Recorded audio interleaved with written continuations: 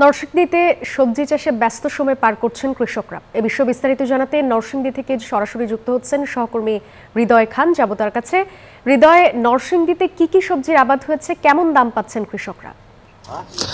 সাদিয়া, আমি এই মুহূর্তে রয়েছি নরসিংদীর শিবপুর উপজেলায়। আপনাকে যদি জানিয়ে রাখি, এবছর নরসিংদীতে শীতের সবজির কিন্তু ফলন ভালো হয়েছে, কিন্তু ফলন ভালো হলেও ন্যায্য দাম পাওয়া নিয়ে কৃষক যারা রয়েছেন তারা কিন্তু শঙ্কায় রয়েছেন। একই সাথে একদিকে যেমন সিন্ডিকেট, অন্যদিকে সংরক্ষণাগারের অভাবে কিন্তু এখানে কৃষকরা অনেকটাই দুশ্চিন্তায় রয়েছেন। আমরা একজন কৃষকের সাথে একটু কথা বলবো। একটু যদি বলেন কেমন দাম পাচ্ছেন।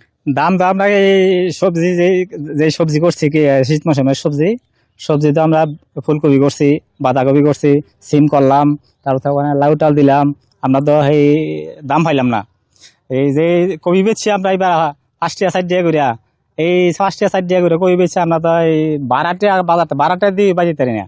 তো আমরা এই গৃহস্থী করিয়া আমরা আবার কেমনে কেমনে চলন কেমনে কি। তারপর এই যে লাউ টাল দিলাম, লাউ এখন দাম কম, অনেক কম লাউর দাম একটা লাউ যদি 50 টাকা 60 টাকা বেচতাম তাহলে আবার একটু ফুসল হইলে, এখন লাউ বেশি মাত্র 15 টাকা 20 টাকা এই পর্যায়ে আছে এই আপনার কি।